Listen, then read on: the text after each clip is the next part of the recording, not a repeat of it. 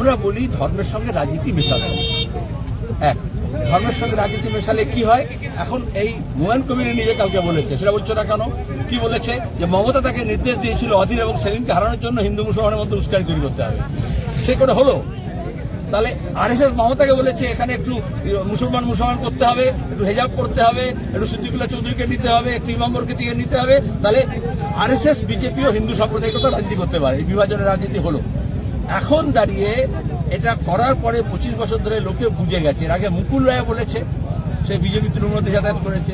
শুভেন্দু বলেছে মমতা কি করেছেন, কিভাবে সিপিএম এর অফিসগুলো ভাঙতে বলেছিলেন, পোড়াতে বলেছিলেন। আর এখন হুমায়ুন বলছে যে মমতা কিভাবে বলেছিলেন অধীর সেলিমকে হারানোর জন্য সাম্প্রদায়িক উস্কানির কথা বলতে হবে।